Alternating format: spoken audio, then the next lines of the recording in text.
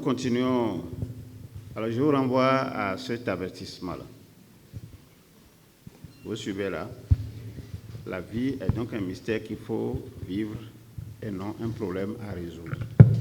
Alors, si je suis à cette phrase, ça soulève deux considérations. La première considération, c'est que la vie, c'est un problème à résoudre. Et la deuxième considération, c'est un mystère qu'il faut vivre. Mais de tout le temps, nous n'avons jamais intégré à nos us et coutumes, à nos mœurs, donc à nos habitudes, comment vivre le mystère, comment vivre la vie comme un mystère.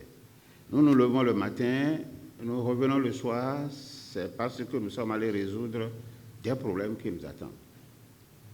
C'est vrai ou c'est faux? Voilà. Vous sortez de chez vous le matin, vous revenez parfois déçus de la journée parce que les problèmes que vous voulez résoudre soit n'ont pas été résolus ou d'autres problèmes sont venus encore compliquer ceux qui existent avant. Donc le problème à résoudre, c'est comme ça que nous avons perçu la vie. Et là, on nous dit, on nous prévient. Pourquoi c'est comme ça? C'est parce qu'on parle de la mort au moment du décès d'un être cher. Sinon, ça paraît bizarre que quelqu'un se mette maintenant à parler à ses amis. Tu n'as perdu aucun membre de la famille, tu n'as rien du tout, et tu vas te mettre à parler de la mort. Ça paraît bizarre, ça paraît curieux.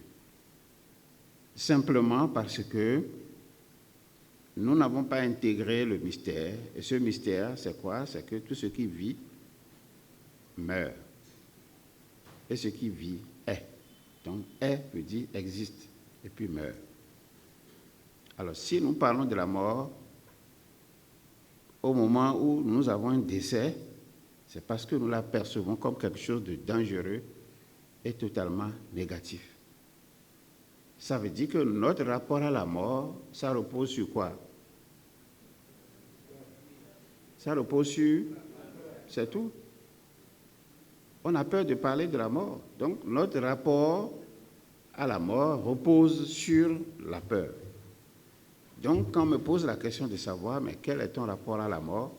Mais le rapport à la mort, c'est la peur. Et de la même manière, si nous sommes ici et un gros serpent tombe là maintenant du plafond, chacun va chercher quelque part d'abord, non? Ou bien ce n'est pas cela. Donc ça veut dire qu'on a établi avec le serpent un rapport de peur. On a établi avec le serpent un rapport de peur. Donc si nous continuons la réflexion, c'est pour ça qu'on a voulu qu'on s'entende d'abord. Dès qu'on nous a prévenus par rapport à la première loi c'est « Nul ne peut atteindre l'aube sans passer par le chemin de la nuit ». Donc vous ne pouvez pas vivre si vous n'êtes pas mort ou vous n'êtes pas sûr que vous allez mourir. Et à ce point de vue, si vous ne parlez pas de cette mort, c'est parce que vous ne connaissez pas suffisamment la vie. Et si vous ne connaissez pas cette mort, c'est parce que vous avez établi un rapport qui repose sur quoi? Sur la peur. Voilà la première loi. La deuxième loi nous dit le présent est le résultat du passé et que le futur est le résultat du présent. C'est la deuxième loi. Vous l'avez abordée tout à l'heure. Alors, il nous revient de retenir que rien ne se perd et que rien ne se crée. Tout se transforme. Ça, on est d'accord avec Lavoisier. Et nous complétons en disant, au moment de votre mort, vous continuez à vivre et vous continuez à évoluer car votre patrimoine génétique persiste dans votre descendance ou dans les écosystèmes dans lesquels vous êtes intégrés. Et tout à l'heure, je parlais de Edgeviol aux États-Unis. Placenta, comment on appelle ça en fond?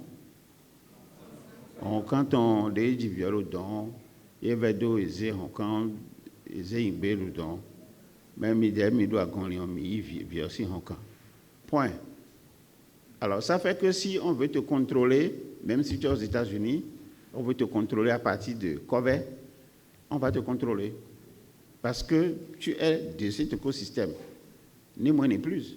Et à partir donc de ce moment, ton patrimoine génétique continue toujours d'être là.